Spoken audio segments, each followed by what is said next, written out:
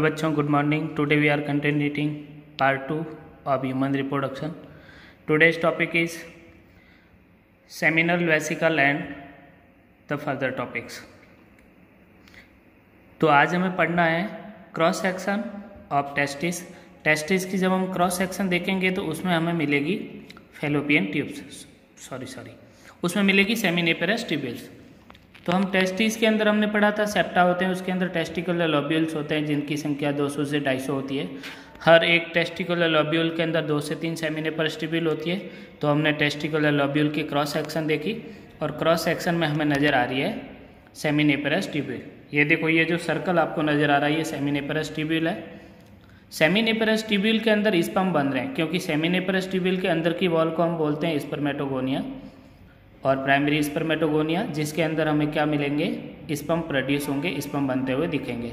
इसके आसपास में ये जो पिंक कलर की आपको सेल शो कर रखी है ये सर्टोली सेल है. इनको हम सस्टेंडाकुलर सेल भी कहते हैं, इन्हें नर्स सेल भी कहते हैं क्योंकि ये डेवलपिंग स्पर्म को नॉरिशमेंट प्रोवाइड करती है. हम आगे इसका फंक्शन पढ़ेंगे. आसपास ब्लड वेसल होगी, कनेक्टिव टिश्यू होगा. अब देखो, सेमिनिफेरस ट्यूब्यूल के बीच में, सेमिनिफेरस ट्यूब्यूल की ल्यूमन के अंदर नहीं, दो सेमिनिफेरस ट्यूब्यूल के बीच में होती है लेडिंग सेल जिनको हम इंटरस्टिशियल सेल कहते हैं. ये एंड्रोजन हार्मोन सीक्रेट करती है, टेस्टोस्टेरोन सीक्रेट करती है. इसका काम होता है स्पर्म को फंक्शनल मैच्योरेशन देना. तो लेडिंग सेल जिन्हें हम इंटरस्टिशियल सेल कहते हैं ये सेमिनिफेरस ट्यूब्यूल के बाहर है, जबकि सर्टोली सेल या नर्स सेल सेमिनिफेरस ट्यूब्यूल की ल्यूमन के अंदर है. ये पोजीशन ध्यान रखना और दोनों का काम आप ध्यान रखना. अब देखो, लैंग्वेज बताता हूँ मैं आपको. प्रोटेक्टिव कवरिंग ट्यूनिका बोलते हैं. टेस्टिस की कवरिंग को हम ट्यूनिका बोलते हैं. Tunica vaginalis, tunica albuginea, tunica vasculosa. We have discuss these all 3 layer during the anatomy of testis. अब मैं आपको आगे पढ़ा रहा हूँ testicular lobules. Each testis has about 250 compartment called testicular lobules. अब आते हैं हम सेमिनिफेरस ट्यूब्यूल में. मैंने आपकी क्रॉस सेक्शन दिखाई, अब हम इसके बारे में देखते हैं. Each testicular lobule of testis contain 1 to 3 highly called seminiferous tubule. Seminiferous tubule इनका नाम इसलिए पड़ा क्योंकि ये सीमन को कैरी करती है. आपको पता हो तो नेफ्रॉन को हम यूरिनिफेरस ट्यूब्यूल्स बोलते हैं क्योंकि वो यूरिन को कैरी करती है. यूरिनिफेरस ट्यूब्यूल किडनी की फंक्शनल और स्ट्रक्चरल यूनिट है. इसी तरीके से टेस्टिस की स्ट्रक्चरल और फंक्शनल यूनिट को हम सेमिनिफेरस ट्यूब्यूल बोलते हैं. मैं थोड़ा फटाफट बोल रहा हूँ, फास्ट पढ़ा रहा हूँ क्योंकि मेरा टारगेट है 4 से 5 पार्ट में एक चैप्टर को पूरा करना. तो आपका ज़्यादा समय नहीं लूँ. किसी को मेरी स्पीड ज़्यादा लगती है तो सेटिंग आती है वीडियो में, कम करना ज़्यादा करना, आप उस स्पीड से अपने आप को मैनेज कर लेना. मैं थोड़ा फास्ट बोल रहा हूँ. Wall of each seminiferous tubule is formed of a single layered germinal epithelium. देख लो, जो सेमिनिफेरस ट्यूब्यूल है उसके अंदर की लेयर को हम सेमिनल एपिथेलियम बोलते हैं, जर्मिनल एपिथेलियम बोलते हैं. जर्मिनल एपिथेलियम को हम स्पर्मेटोगोनिया भी बोलते हैं, मेल जर्म सेल भी बोलते हैं. इसके अंदर स्पर्म बनते हैं और स्पर्म बनते हैं उनको सर्टोली या सस्टेंडाकुलर सेल नॉरिशमेंट प्रोवाइड करती है. Okay, these cells support developing germ cell and provide them with nutrition, especially spermatids. Sertoli cells secrete androgen binding protein ABP, very important term. ये भी क्वेश्चन पूछा जाता है. ये कौन सीक्रेट करती है? Sertoli cell. Androgen binding protein that constitute testosterone in seminiferous tubules. Sertoli cell also secrete another protein called inhibin which suppress FSH synthesis. अब देखो, इसमें 2 चीज़ें आपको नई सीखने को मिली, ABP एंड्रोजन बाइंडिंग प्रोटीन और एक इनिबिन.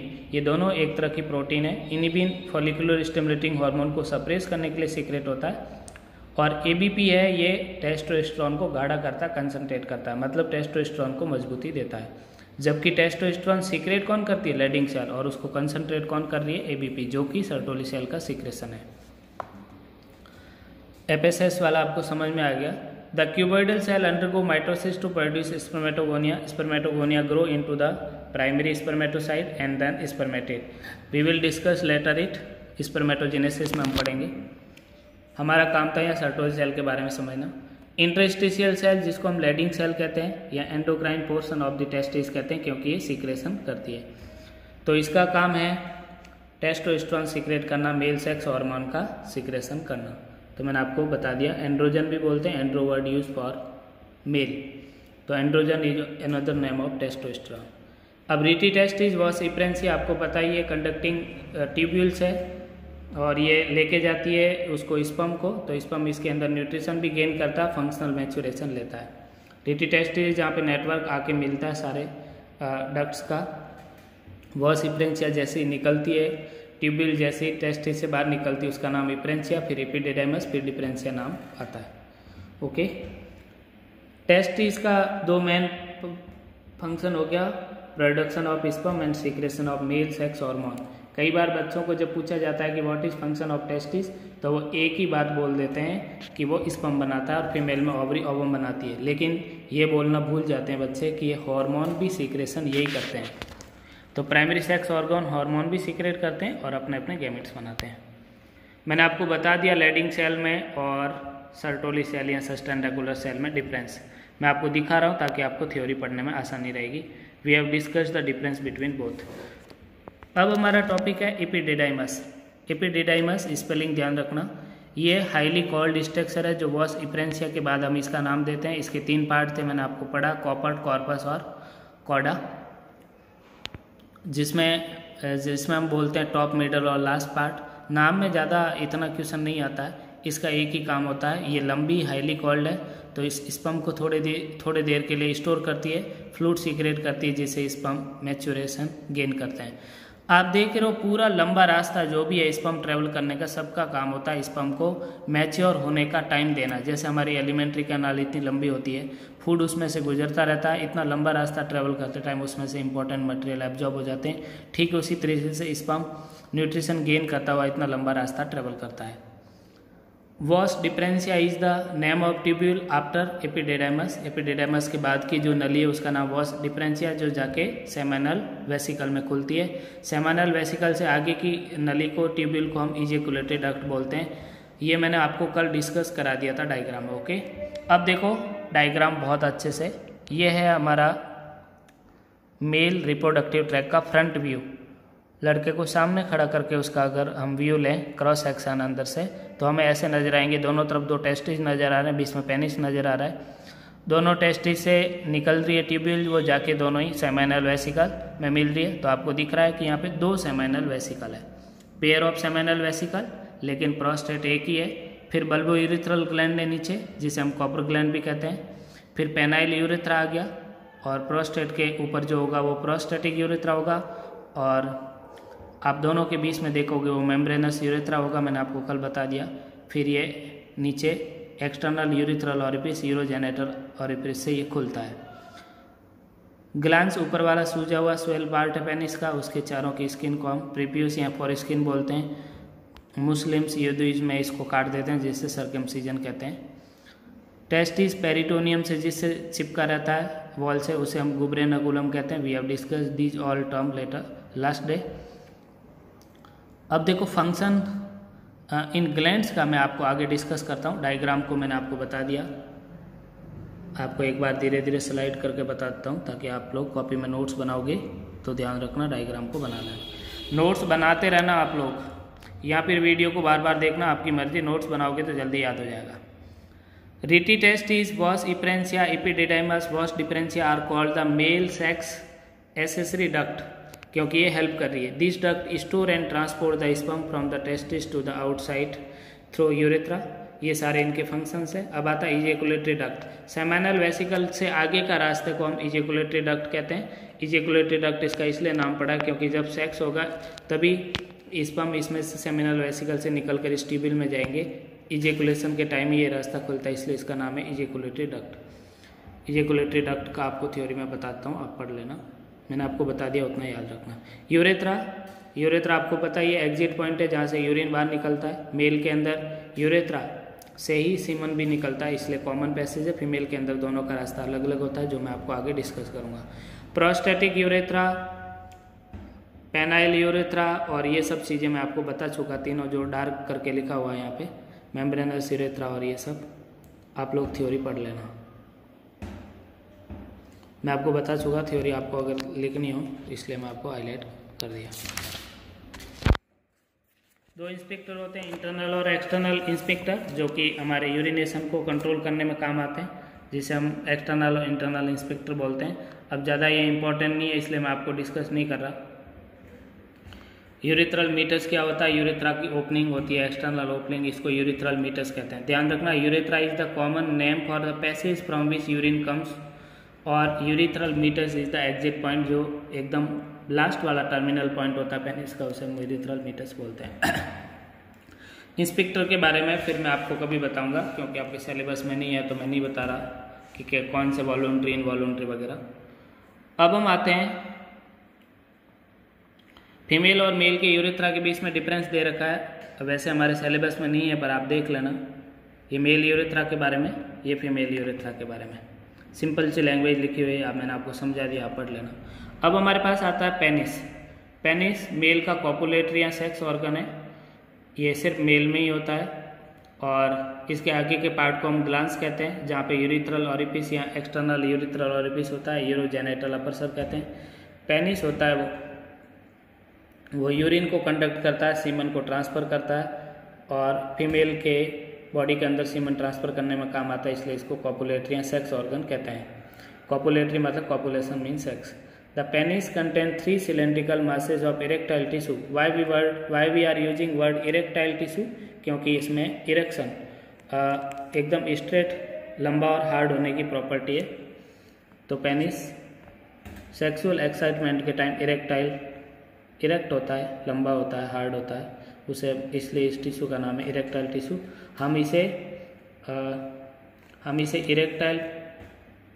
इरेक्टाइल टिश्यू इसलिए बोलते हैं क्योंकि इसके अंदर इरेक्शन होने की कैपेसिटी होती है। अब इसको देखोगे ना आप, देखो क्रॉस सेक्शन देख लो इसकी डायग्राम की, इसके अंदर आपको दो बीच में जो आपको लोब नज़र आ रहे हैं, ये वाले तो है 2 कॉर्पोरा कैवर्नोसा, जो कि टिश्यू है, इसमें कोई कंडक्ट नहीं होता। नीचे आपको कॉर्पस स्पॉन्जियोसम दे रखा है, इसके अंदर ट्यूब्यूल है जिसके अंदर से सीमन और यूरिन दोनों आते हैं। ये वेंट्रल साइड में पेनिस के नीचे, ये फ्रंट व्यू है, जैसे इरेक्ट हुआ पेनिस है, और सामने से आप देख रहे हो तो ये आप देख रहे हो नीचे ये वेंट्रल साइड पे कॉर्पस स्पॉन्जियोसम है, और साइड में लेटरल में इसके ऊपर और दोनों तरफ है कॉर्पोरा कैवर्नोसा। इसके अंदर ब्लड साइनोसिस होते हैं, जिनके अंदर सेक्सुअल एक्साइटमेंट के टाइम ब्लड फील होता है, जिससे इरेक्शन होता है। वो मैकेनिज्म मैं आपको अभी थोड़ी देर बाद बताऊंगा। आप देख रहे हो इसके अंदर आर्टरी आएगी, इसके अंदर वेंस होगी, ये सब बता रखा है। ये क्रॉस सेक्शन है पेनिस की, सामने से फ्रंट व्यू, यही थ्योरी में लिखा हुआ। आओ आपको बता देता हूँ। जब आप देखोगे penis contain 3 cylindrical masses tissue, 2 dorsal corpora cavernosa, 1 ventral corpora spongiosum या कॉर्पस स्पॉन्जियोसम, ये आपसे स्टेटमेंट में पूछ सकते हैं। These bodies are surrounded by fibrous tissue. The corpus spongiosum which contain penile urethra is in large end of the penis to form the glans penis. मैंने आपको बता दिया, टिप पार्ट को ग्लांस पेनिस बोलते हैं। ग्लांस पेनिस एक स्किन से कवर्ड रहता है, जिसे प्रेपियस या फॉरिक्सिन कहते हैं, मुस्लिम में यही काटते हैं। During sexual arousal of 3 bundles of tissue in the penis become engorged with blood. The penis carries both urine and semen. ये ब्लड वाला जो एंगोर्ज वाला बता रखा है, ये इरेक्शन की मैकेनिज्म है, आगे आपको बताता हूँ। मेल के अंदर आप देखोगे एसिसरी ग्लैंड जो मदद करती है, इसके अंदर सबसे पहला नाम आता है सेमाइनल वेसिकल का। ओके, सीमन स्टोर करने वाली gland are the one pair of the sac like structure near the base of bladder. Their duct join the wash differentiation to form of ejaculatory duct. इसके बाद ejaculatory duct बनती है। ये alkaline सीक्रेस produce करती है, जो 60% सीमन बनाता है। वॉल्यूम में 60% इसी का सीक्रेशन होता है। तो we can say it also secrete and store semen. Semen word यहीं के बाद आने लगेगा, तब तक हम इससे पहले हम स्पर्म ही बोलेंगे। इसकी pH होगी वो 7.4 होगी, तो आपको स्लाइटली बेसिक है, एल्केलाइन है। Secretion of seminal vesicle content fructose, इसके अंदर फ्रक्टोज होता है। हार्मोन कौन से होते हैं? प्रोस्टाग्लैंडिन्स होते हैं, ये हार्मोन्स है। और इसके अंदर क्लोटिंग प्रोटीन होती है, जो कि ब्लड वाली से थोड़ी अलग होती है। फ्रक्टोज होता है वो सोर्स ऑफ एनर्जी है, स्पर्म को ट्रेवल करने के लिए है। प्रोस्टाग्लैंडिन स्टिमुलेट करता है uterine contraction and thus may help in the sperm to be move toward the females oviduct. इसके अंदर जो प्रोस्टाग्लैंडिन है वो इसको तेज़ी से मूव कराने में हेल्प करेगा, कॉन्ट्रैक्ट करके, जिससे कि स्पर्म वैजाना के अंदर ड्रॉप करने के बाद ओवम तक पहुंच सके। ये क्वेश्चन पूछा जा सकता है, what is the function of prostaglandin in semen? Oviduct fallopian tube का दूसरा नाम है। जहाँ पे फर्टिलाइजेशन होता है। क्लोटिंग प्रोटीन होती है, वो सीमन को कोगुलेट नहीं होने देगी। Protein help semen coagulate after ejaculation. हाँ, मतलब क्लोटिंग प्रोटीन है जो उसको इकट्ठा रखेगी, सारे जोड़ा गाढ़ा बनाएगी उसको। एल्केलाइन नेचर जो होती है सेमिनल फ्लूइड की, वो न्यूट्रलाइज करेगी एसिडिक मीडिया। आपको पता है कि कॉमन पाथ है मेल के अंदर यूरिनेशन और सीमन के लिए, तो ये आगे जो यूरिन होगा उस एसिडिक होता है, उसको एसिडिक यूरिन को न्यूट्रलाइज करने में ये भी मदद करती है ताकि स्पर्म किल नहीं हो। ओके, तो ये था, आगे और डिस्कस करूँगा मैं इसको। फ्रक्टोज, देखो जो सीमन के अंदर मतलब फ्रक्टोज है, तो ये फीमेल की बॉडी में वेजाइनल ट्रैक में, अगर रिप्रोडक्टिव ट्रैक में मिलता है तो इसका मतलब है सेक्स हुआ है। तो ये फॉरेंसिक टेस्ट मतलब आपराधिक केसेज में, जैसे रेप के केस में पता लगाने में काम आता है। तो फ्रक्टोज का वेजाइना में प्रेजेंस होने का मतलब ही है कि उसके साथ सेक्स हुआ है, रेप हुआ है। तो ये इसे बोलते हैं हम, MBBS में आप पढ़ोगे फॉरेंसिक साइंस 3rd ईयर में। तो फॉरेंसिक साइंस का मतलब होता है कि हमें जो भी क्राइम्स होते हैं ह्यूमन बॉडी से रिलेटेड, उनका हम कैसे स्टडी करके उनको सही साबित कर सकें। अब हमारे पास आता है prostate gland. Prostate gland single है और एक ग्लैंड है, ये यूरेथ्रा को कवर करके रहती है। ये इजैकुलेटरी डक्ट के बाद दिखाई थी मैंने आपको डायग्राम में। ये मिल्की सीक्रेशन सीक्रेट करती है जिसकी pH 6.5 होती है, और ये 25% वॉल्यूम बनाती है सीमन का। इसका जो सीक्रेशन होगा उसके अंदर सिट्रिक एसिड होगा जो स्पर्म को न्यूट्रिशन देता है। कुछ एंजाइम्स होंगे जैसे acid phosphatase, amylase, pepsinogen, prostaglandins, ये सारे न्यूट्रिशन के लिए।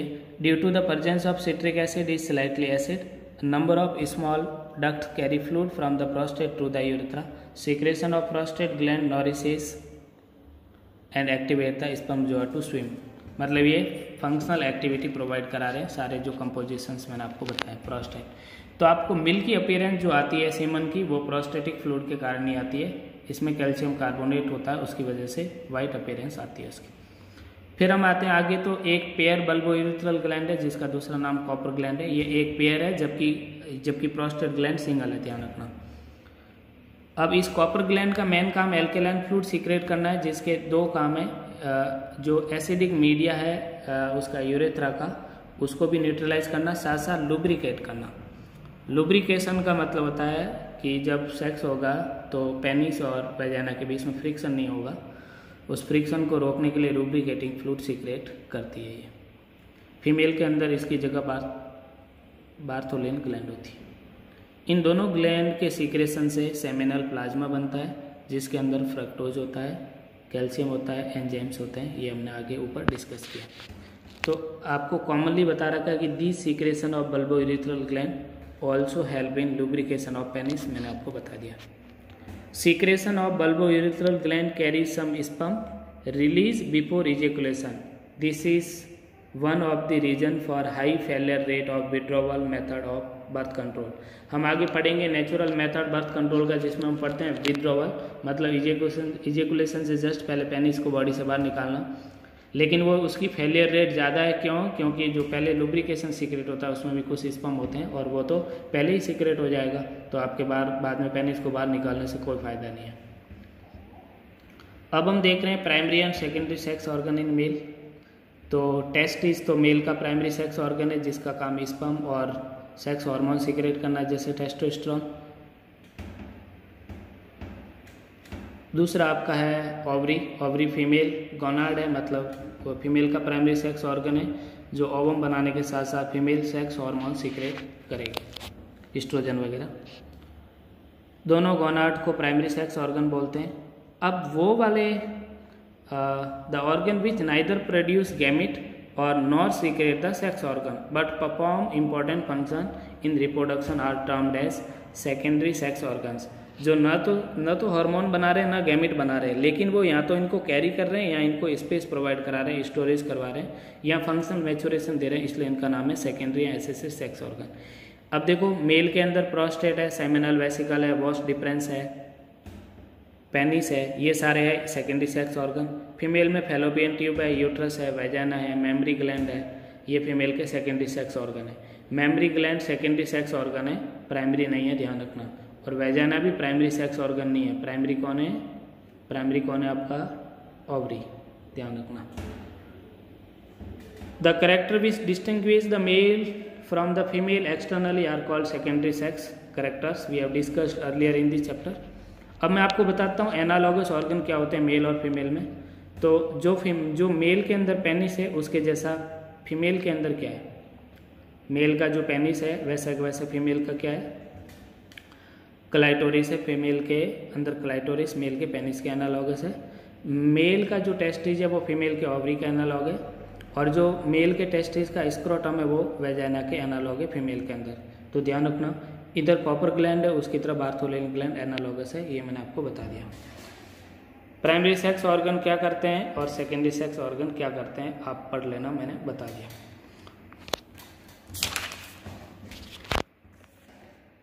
अब हमारे पास आता है सीमन। सीमन को हम डिस्कस करते हैं। सीमन क्या है? It is collection of secretion from seminal vesicle, prostate gland and copper gland and sperm from testis. देख लो, बहुत इंपॉर्टेंट और बहुत अच्छे तरीके से डिपेंड किया हुआ सीमन को। सीमन क्या है? स्पर्म प्लस तीनों ग्लैंड के सीक्रेशन, जिसमें आगे आपकी सेमिनल वेसिकल, प्रोस्टेट ग्लैंड और कॉपर ग्लैंड, तीनों के सीक्रेशन प्लस स्पर्म जो कि टेस्टिस में बने, तीनों को मिलाकर हम सीमन बोलते हैं। Semen ejected from penis during ejaculation, आप सब जानते हैं, अभी तो आप सब मैच्योर, आप सब चीज़ें जानते हैं। ये इजेकुलेशन के टाइम ही स्पर्म सीमन बाहर आता है। सिंगल इजेकुलेशन में कंटेन 200 to 300 मिलियन स्पर्म और spermatozoa which at least 60% should be vigorous, 60% sperm should be normal in shape and size, at least 40% should be vigorous motile। सुन लो, 200 से 300 मिलियन स्पर्म एक ejaculation में है, और उस जितने भी स्पर्म है उसमें से 60% की नॉर्मल शेप साइज होनी चाहिए और कम से कम 40% की विग्रस मोटिलिटी होनी चाहिए, तभी वो फीमेल को फर्टिलाइज कर पाएगा। ओके, ये बहुत इंपॉर्टेंट क्वेश्चन है, पूछा जाता है। सीमन की पीएच 7.35 से 7.50 है, मतलब स्लाइटली एल्केलाइन है। ये भी क्वेश्चन पूछा जाता है, ध्यान रखना। ये यूरेथ्रा की एसिडिक नेचर को न्यूट्रलाइज करने में काम आता है। ये मैंने आपको पढ़ा दिया। सेमिनल प्लाज्मा क्या है, उसके फ्लूइड का जो पार्ट होता है जिसमें से पार्टिकल्स निकाल लो, सारा प्लाज्मा है। तो वी डिस्कस अबाउट सीमन, ध्यान रखना, इंपॉर्टेंट है। अब हम देख रहे हैं hormonal control of male reproductive system. पहले थ्योरी पढ़ाता हूँ, फिर आपको डायग्राम से समझाऊंगा कैसे कंट्रोल होता है। Growth, maintenance and function of male reproductive organ are under the hormonal control as describe below. देखो, कोई भी गैमेट्स बन रहा है तो वो उसका जो मेंटेनेंस है, उसका सारा मैनेजमेंट है, वो किसके कंट्रोल में? वो हार्मोन के कंट्रोल में। तो सबसे बेस्ट हार्मोन है गोनेडोट्रोपिन रिलीजिंग हार्मोन GnRH, जो कि हाइपोथैलेमस से सीक्रेट होता है। वो एंटीरियर पिट्यूटरी को आके स्टिमुलेट करता है और कहता है कि ल्यूटिनाइजिंग हार्मोन और फॉलिकुलर स्टिमुलेटिंग हार्मोन सीक्रेट करो। LH होगा, वो लेडिंग सेल पे काम करेगा और टेस्टोस्टेरोन सीक्रेशन के लिए उसको बोलेगा। और FSS होगा, वो आपका सर्टोली सेल पे काम करेगा। In male LH is called interstitial cell stimulating hormone ICSS। अब ये क्वेश्चन आता है ICSS क्या है, तो बच्चे फंस जाते हैं। ICSS is the another name of LH, interstitial cell stimulating hormone. तो इंटरस्टिशियल सेल कौन है? Leydig cell. लेडिंग सेल को स्टिमुलेट करने वाला हार्मोन का नाम ही ICSS है। तो ये लेडिंग सेल को कहता है कि टेस्टोस्टेरोन या एंड्रोजन सीक्रेट करो, क्योंकि वो टेस्टोस्टेरोन प्रिंसिपल हार्मोन है मेल का।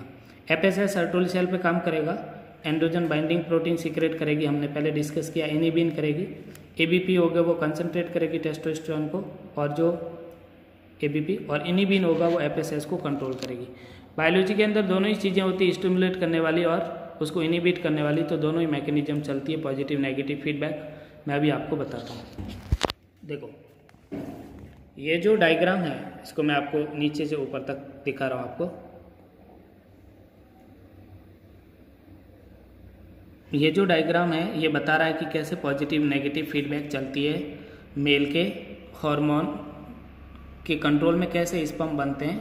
ये देखो, सबसे ऊपर हाइपोथैलेमस है, वो पॉजिटिव रिस्पांस, पॉजिटिव फीडबैक देता है। GnRH सीक्रेट करता है, GnRH एंटीरियर पिट्यूटरी पे जाता है, एडिनो हाइपोफाइसिस कहते हैं। वहाँ से दो हार्मोन को सीक्रेशन का कमांड मिलता है, LH और FSS। LH होता है वो लेडिंग सेल पे काम कर रहा है, प्लस का मतलब पॉजिटिवली फीडबैक स्टिमुलेट कर रहा है। फिर टेस्टोस्टेरोन से मैच्योर टेस्टोस्टेरोन और उसके सेकेंडरी सेक्स ऑर्गन और एसेसरी ग्लैंड पे काम करता है। उधर आप देखो जो एफएसएस है वो सर्टोली सेल पे काम कर रहा है। सर्टोली सेल स्पर्मेटोजेनेसिस को स्टिमुलेट कर रही है और इनिबिन को भी सीक्रेट करती है। अब देखो नेगेटिव फीडबैक क्या है, ये जो एरो है डार्क वाला ये इनिबिट शो करता है और ये स्टिमुलेट, मतलब प्लस स्टिमुलेट और माइनस इनिबिट। अब देखो ये जो इनिबिन है ये अगर देखता है कि एफएसएस बहुत ज़्यादा सीक्रेट हो रहा है जिसकी रिक्वायरमेंट नहीं है तो ये जाके किसको मना करेगा, या तो एंटीरियर पिट्यूटरी को या सीधा हाइपोथैलेमस को जाके मना करेगा कि एफएसएस की अमाउंट बहुत ज़्यादा हो गई, आप उसको कम कर दो। ये नेगेटिव फीडबैक है। टेस्टोस्टेरोन का सीक्रेशन बहुत ज़्यादा हो गया तो आदमी अग्रेसिव हो जाएगा, फिर रेप जैसी इवेंट्स होने लग जाएगी। तो इसको भी मेंटेन करने के लिए, औकात में रखने के लिए जाके जीएनआर एंटीरियर पिट्यूटरी को मना करता है या फिर जाके हाइपोथैलेमस को मना करता है। यह है नेगेटिव फीडबैक और जो बीच में चल रही है वो पॉजिटिव फीडबैक। ओके, अब मैं आपको थ्योरी में बताता हूँ सारी चीज़ें। प्यूबर्टी का मतलब होता है मैच्योर होना, जवान अवस्था, और उसके अंदर गैमेट बनते हैं, सेक्स होता है, और फीमेल के अंदर मेंस्ट्रुअल साइकिल आने लग जाते हैं, उसके अंदर गैमेट्स बनते हैं, प्रेगनेंसी होती है। तो रिप्रोडक्शन करने की स्टेज को हम बोलते हैं puberty, onset of menstrual cycle and onset of gamete formation. तो GnRH, LH, FSH, Leydig cell कैसे काम करती है मैंने आपको सारा बता दिया। वापस से वीडियो में टाइम कंज्यूम नहीं करूँगा मैं, ये आपने देख लिया। मेल के सेक्स एक्ट देख लो। मेल के सेक्स एक्ट में पहला है इरेक्शन ऑफ पेनिस। पेनिस कैसे इरेक्स होता है देख लो। ये जो मैंने आपको बताया था कैवर्नोसा जो टिश्यू था उसके अंदर साइनोसिस होते हैं जिसे ब्लड क्वार्टर कहते हैं, खाली जगह कैविटी कहते हैं। उसके अंदर सेक्सुअल एक्साइटमेंट के टाइम ब्लड भर जाता है। ब्लड जब भरता है तो वो स्टिप हो जाता है, स्टिप होने को बोलते हैं हार्ड होना, और हाइड्रोस्टैटिक प्रेशर पड़ता है ब्लड के अंदर जाने से जिससे तन के लंबा और हार्ड हो जाता है पेनिस। तो पेनिस के इरेक्शन का कॉज क्या है, जो खाली जगह थी नॉर्मल जो साइनोसिस होते हैं, कैविटीज़ होते हैं, उसमें ब्लड फिल हो जाता है लड़की को देख के या एक्साइटमेंट के टाइम में, और उससे पेनिस लंबा हो जाता है। कॉपुलेशन क्या है, सेक्स का ही दूसरा नाम कॉपुलेशन है। जब कॉपुलेशन होता है मेल और फीमेल के बीच में तो वेजाइना की वॉल से जब पेनिस रब करता है तो स्टिमुलेशन आता है, और हार्मोन मेंटल मैकेनिज्म की वजह से सीमन होता है वो इजैकुलेटरी डक्ट में आ जाता है, उसे इमिशन कहते हैं। और फिर कंटिन्यूड रिदमिक कॉन्ट्रैक्शन होते रहते हैं, दोनों के बीच में सेक्स होता रहता है। तो एंड मोमेंट पे सीमन वेजाइना में चला जाता है और पेनिस से फाइनली बाहर निकलता है, उसे इजैकुलेशन कहते हैं, और forceful discharge of semen into the vagina. फिर हम देख रहे हैं सब्सिडेंस ऑफ इरेक्शन, मतलब कैसे वापस पेनिस सिकुड़ के छोटा होता है, वापस कैसे उसका इरेक्शन खत्म होता है। तो जब ब्लड फ्लो वापस निकल जाएगा इजैकुलेशन के बाद में उस क्वार्टर में से, तो पेनिस वापस छोटा हो जाएगा। तो इसका मतलब बोन नहीं है पेनिस के अंदर, वो टोटली मस्कुलर ऑर्गन है। तो ये थी मैकेनिज्म ऑफ इरेक्शन। अब डिसऑर्डर्स क्या है ये भी देख लो एक मिनट के लिए। पहला है बिनाइन प्रोस्टेटिक हाइपरट्रॉफी। इसका मतलब होता है प्रोस्टेट ग्लैंड में सूजन आना, स्वेलिंग आना, और उस वजह से क्या होगा, इजैकुलेशन और यूरिनेशन दोनों कंप्रेस हो जाते हैं, तो ब्लॉकेज हो जाता है। अधिकतर बूढ़े लोगों में ये प्रॉब्लम होती है। हाइपरट्रॉफी का मतलब स्वेलिंग होना।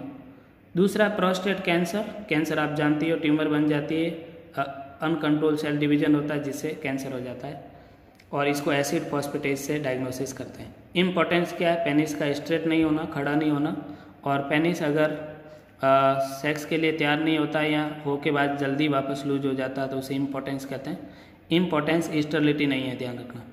और वियाग्रा जैसी टैबलेट्स आती है, उसको लेने के बाद में आप उसको कई घंटों तक स्ट्रेट रख सकते हो, लेकिन वो स्टेरॉइड होते हैं, शरीर के लिए सही नहीं रहते। स्टेरिलिटी का मतलब होता है कि गैमीट ही नहीं बन रहे हैं, स्पर्म ही नहीं बन रहे हैं। इंग्विनल हर्निया का मतलब इंग्विनल कैनाल से जब इंटेस्टाइन नीचे उतर जाती है तो उसे हर्निया कहते हैं। आप गूगल सर्च करके हर्निया की इमेजेस देखना। हर्निया मेल का मेन ड्रॉबैक है।